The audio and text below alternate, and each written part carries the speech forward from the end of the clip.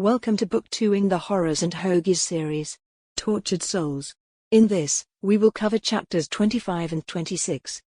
We encourage you to immerse yourself in the exciting events that unfold. From thrilling action scenes to heart-pumping moments of suspense, Tortured Souls is sure to keep you on the edge of your seat. We appreciate your support and hope that you continue to enjoy the journey we have in store for you. Chapter 25, The Passing of the Jackal. Lukeman's face contorted and morphed into the form of a jackal, but the other passengers in the truck were too preoccupied with survival to notice. The curse placed upon the former cult leader finished its task, trapping him in a body of withered flesh for all eternity. Polina slid down to the driver's side door as the truck careened on. Chunks of metal paneling had fallen from the truck's sides while rubber flew away from rims. Metal rivets sprang free to shower the street with debris. "Stop, truck!" she screamed at Siddiqui. Siddiqui was filled with terror as he took in the scene before him. The storm had abruptly vanished, revealing the pier he had unknowingly directed them toward. Despite the truck falling apart, it hurtled forward with such force that stopping seemed impossible. They were on the verge of being hurled into the bay. "I can't," shouted Siddiqui, desperately stomping on the useless brake pedal. The only thing that seemed to respond was the steering wheel, leaving Siddiqui to fight to maintain the truck's balance. Polina shouted an evacuation command so loud Siddiqui's ears rang. Lorenzo couldn't make out her words but understood the meaning. He playfully punched the Mongolian in the arm as he called out, "Everyone out. We gotta jump." Polina embraced Siddiqui as they tumbled out of the vehicle and onto the unforgiving concrete of the pier. Her companions gracefully exited the truck every few feet. Finally, Lorenzo, having grabbed Lukeman, jumped out in time to avoid the truck's plunge into the murky waters of the bay. Chapter 26, Repair What Is Broken. The museum's reopening was around the corner, and the team worked tirelessly to make it happen. Artists, historians, college volunteers, and museum staff joined forces under the curator's guidance. They built shelves, handled artifacts with the utmost care, and took on extensive repairs. The sarcophagus had been a bear to repair. Shards of its lid were dozens of feet away, all of which had to be replaced and cemented. Experts used ancient paint techniques to restore the priceless artifacts. The results were stunning. It looked at least as presentable as Ol Tut's display when they finally declared it ready to show. Before it joined the Egyptian exhibit, the pièce de résistance had to be placed within. It was an immense labor of love to restore the mummy. The pieces were recovered. They were sodden and completely deteriorated in some areas. Replacement and repair work had been successful enough to sell the experience. The casket was hoisted onto a wheeled pallet to stand upright. Its occupant was reinforced with clever supports and hidden scaffolding to appear to be bursting from its casket, frozen in the moment of its release. The curator found the display garish and disturbing, but his staff and recovery team reassured him it would amaze kids while still showing off the majesty of the casket and contents. Once complete, the teams, led by Thomas, shared hearty handshakes and claps to the shoulder with Dom and his recovery team.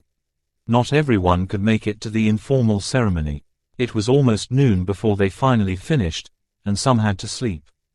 The Mongolian, having come by after much-needed rest, witnessed the exhibit's completion with wry stoicism before turning to exit. Dom caught up to him and stumbled through the beginnings of a conversation. "Sorry for letting you and your pack down. If I could have." The Mongolian raised an eyebrow. "You're the kid. Lorenzo speaks well of you. When my alpha needs a detective, you will come." That took aback Dom. It wasn't a command or a warning but a statement. Moreover, the pack was constantly investigating all the supernatural craziness in the city. Joining them would be like stepping into the major leagues of detective work. He wouldn't have to stress about paying rent again. Collecting himself, he spoke respectfully to the imposing man. "If any member of the council ever needs me, they can always count on my door being open." "Boss." Jackie had only regenerated a little over half of his body and it frustrated the pumpkin to speak through his shattered face. "What is it, Jackie?"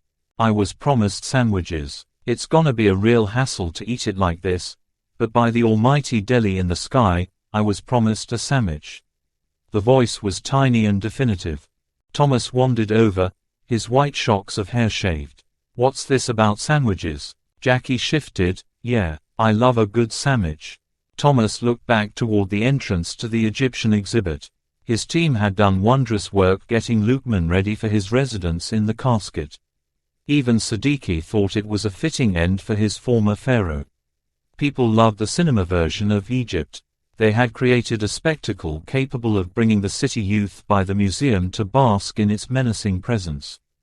Jackie strolled to the Egyptian exhibit to check out the recently unveiled mummy. The pumpkin shifted its gaze towards Luqman's lifeless body, a wicked smile forming on its face. Hey, buddy, are you listening? Great, you made things difficult for my boss. The Egyptian let out a silent scream from beyond the veil, trapped in his preserved body. Despite his physical stillness, his mind was in a frenzy, screaming like a lunatic from within. He rambled incessantly about the consequences awaiting those who dared challenge his fate, his rise to power, and other tedious matters. Jackie ensured that Luqman had a clear sight of him. The sight of the small and eerie horror shut him up. The fiery glow emanating from its pumpkin head resembled the gates of hell, casting an infernal light on the mummy. Despite its shattered face, the creepy smile remained intact as it approached. You hurt my boss. You hurt my friend. You're gonna face the consequences. Ethereal vines wound their way up and around Luqman to drain his essence. Dom strolled into the exhibit, searching for Jackie with a receipt and a bundle of cash. When he spotted Jackie gazing at the mummy, he said, Jackie, that thing still has wet clay and paint on it. Remember, no touching. Don't worry, boss, I won't damage it, Jackie replied, and they both left Luqman to his misery. Jackie's body had healed itself, and he looked much healthier than he had a moment ago. This is better than a pastrami sandwich, he thought. Luqman's tortured soul screamed in silence, gnawed upon by the orange eldritch beast.